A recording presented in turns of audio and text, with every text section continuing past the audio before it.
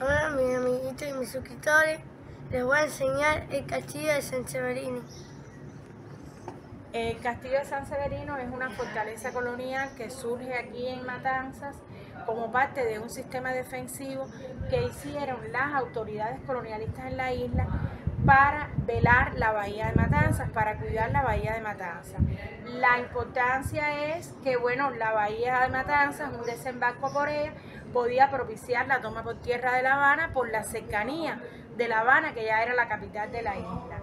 No bastaba con fortificar La Habana, también había que cuidar esta bahía porque el desembarco podía producirse por aquí. Ya cuando los enemigos de España dejaron de estar en el mar, este lugar pasó de jugar ese papel de fortaleza para cuidar la bahía a ser una prisión. Fue utilizada como prisión hasta el año 1980 y en este lugar, sobre todo en los inicios, hubo una prisión militar y aquí vinieron a parar muchos opositores al dominio colonial español, muchos de los cuales dejaron su vida en los muros de este castillo. Después continuó siendo prisión. Sin embargo, en el año 1978 sus valores históricos y arquitectónicos fueron reconocidos por la Comisión Nacional de Monumentos, se le declaró monumento nacional, debido a que a pesar de las transformaciones sufridas para cumplir la función de prisión, mantuvo elementos arquitectónicos que la hacen ser un exponente de la arquitectura militar renacentista. Y además de eso se suman los valores históricos, sobre todo los dados por esas personalidades que estuvieron encerradas aquí y muchas de ellas fusiladas.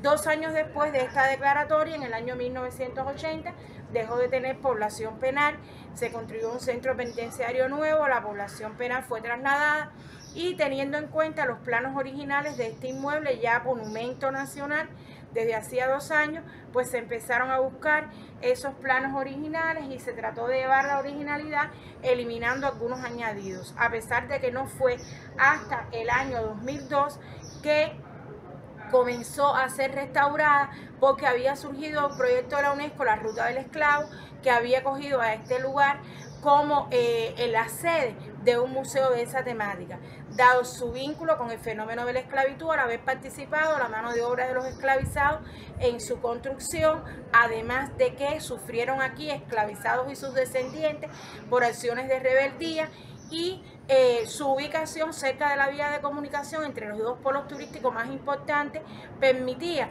exhibir la multiculturalidad que África ha dejado en el Caribe, que es también uno de los objetivos de la UNESCO con el surgimiento de este proyecto.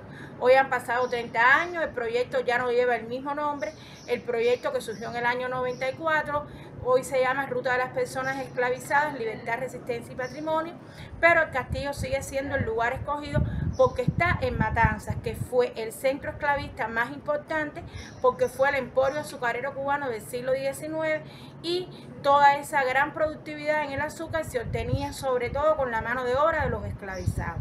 Y por lo tanto, Matanzas, que pudo tener el museo en cualquier lugar, porque el fenómeno la marcó bastante, se escogió al castillo por las razones que antes expliqué.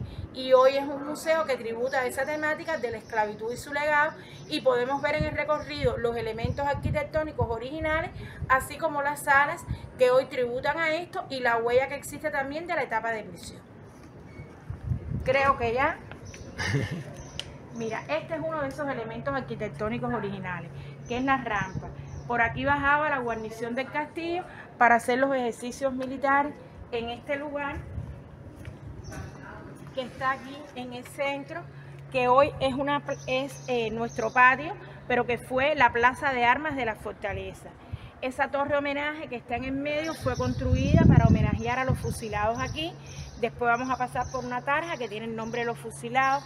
Hoy este patio está, en él existen plantas que tributan a esa temática del museo, o sea, que tienen que ver con las religiones afrocubanas. Por eso hay paraíso morado, por eso hay el mar Pacífico rojo, el blanco, y también están estas esculturas que hay insertas dentro de la jardinería, que son la obra que ha hecho el artista de la plástica Rubiel Bernabeu y que tiene que ver con la fertilidad.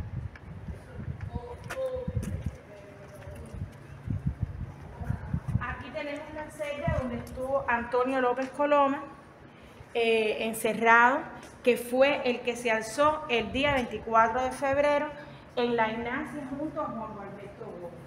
Todas estas rejas que vemos forman parte de esa huella que queda de la etapa de prisión. Esta es la tarja que recoge el nombre de los fusilados en la guerra que le dio a Cuba la independencia de España, en la guerra del 95. Todas estas personas fueron fusiladas aquí en el castillo de San Severino, menos el primero, Domingo Mujica y Carratalá, que fue hecho prisionero y bueno, fue fusilado en la primera glorieta del Paseo de Martí, pero hoy no existe.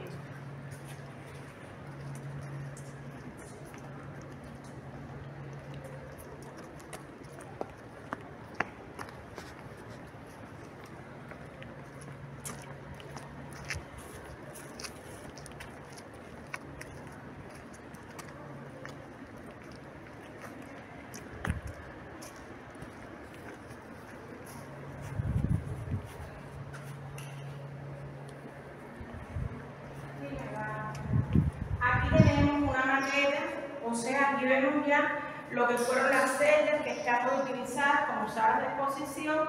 Esta es una maqueta que recoge la forma en que eran confeccionados los barcos que trasladaban a la población que era robada en África, en las aldeas, en los caminos, y que era vendida y trasladada para ser vendida como esclavizados aquí en América.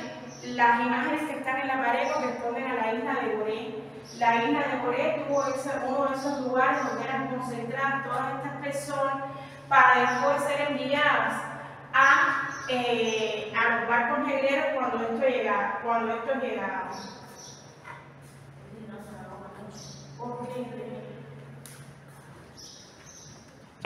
Aquí tenemos imágenes que son de las piezas que nos han sido donadas por la Embajada de Benín, también esta bandeja nigeriana que nos fue donada por el doctor Miguel Barnett.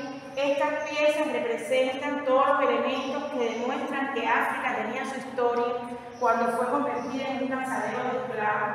Aquí tenemos unas piezas halladas en las ruinas de cafetales, de ingenios, en sus barracones, que tienen que ver con el encierro, la forma en que eran tratados los esclavizados. Estas piezas que están acá son las que han sido halladas en las cuevas de Aldaros y las Rodas. En la pared tenemos los 3 pueblos porque la esclavitud ha dejado una huella también en la literatura, y ahí tenemos como ejemplo la poesía de Nicolás Guillén, de Miguel Barnett, de Nancy Monejón. Aquí tenemos dos importantes santeras, Bonín, Bonifacia y Aurelia Crespo. Ya ellas son fallecidas, y aquí hay objetos originales de sus casas de santo, los tambores de la casa de Bonín y los objetos de la casa de Aurelia Crespo, que fue la primera santera que le dio un violín a Ochum. Y esta cronología que aparece aquí recoge las principales sublevaciones de esclavos acontecidas en el territorio. Es una cronología mínima y tiene 26 sublevaciones.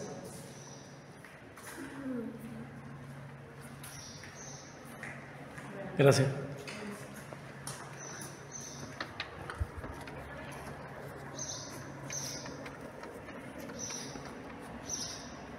Bueno, aquí tenemos una sala que está conformada por piezas llegadas a Fidel en visitas realizadas por él al continente africano.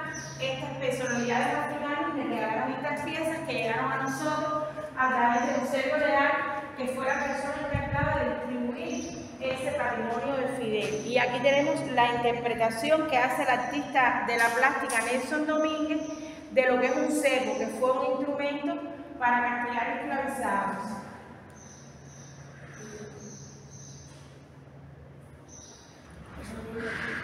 Es un cepo, ¿sabes? Donde ponían a las personas. Aquí tenemos obras de artistas de la plástica. Estos que aparecen en las imágenes son los autores de estas obras que están acá adentro. Esta sala se llama Los Mensajeros de Oro.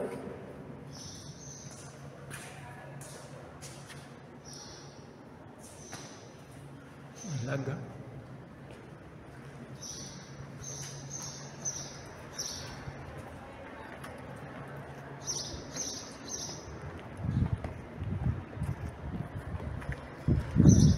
No, no importa.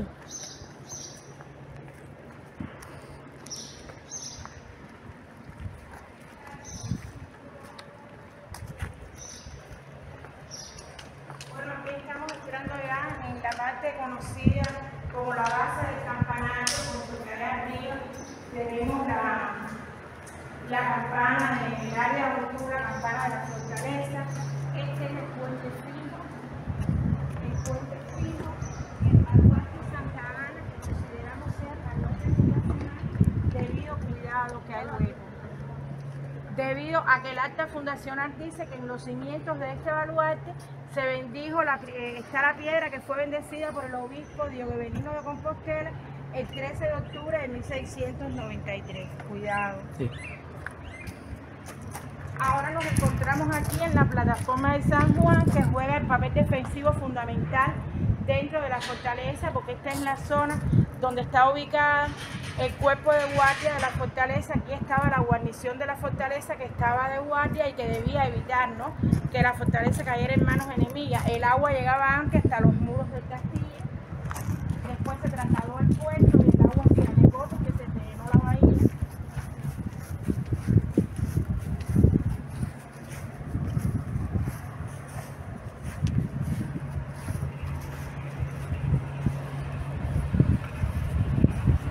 Y bueno, aquí existe una huella en toda esta área de cómo, de dónde estuvieron instalados los cañones. Estas son las imágenes, las huellas de las colistas de los cañones, que eran los cañones que existían aquí para defender la fortaleza.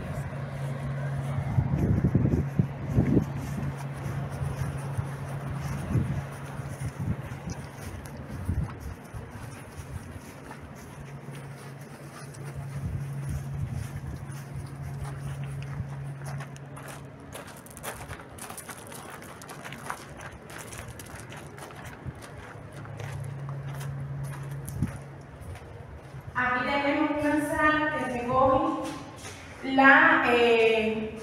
todo lo que le he venido explicando de cómo España instaló un sistema defensivo en toda la zona del Caribe, lo cual era muy conveniente para ella, para cuidar el tráfico que ella tenía comercial con sus colonias.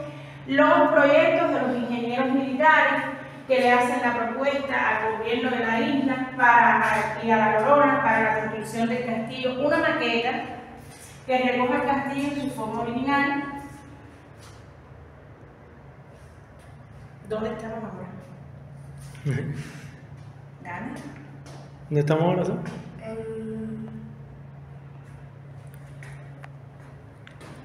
Mira, Estamos aquí.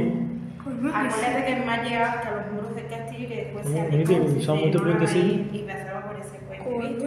Tú entraste por aquí atrás. Un laberinto, es un laberinto. Es un laberinto.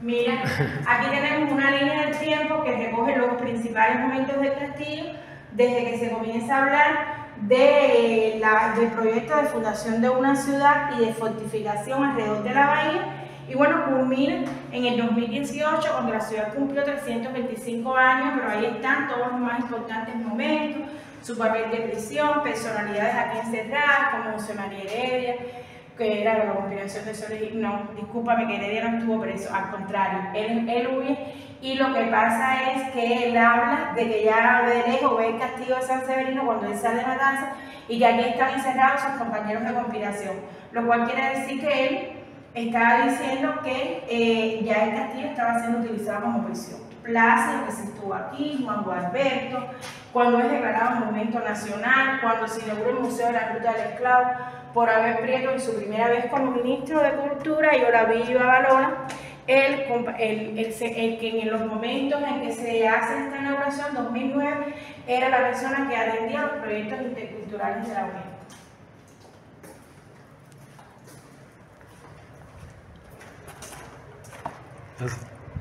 Bueno, aquí terminamos el recorrido. Bueno, ya. ¿Sabes? Despide. Suscríbete a mi canal y denle like. Bye.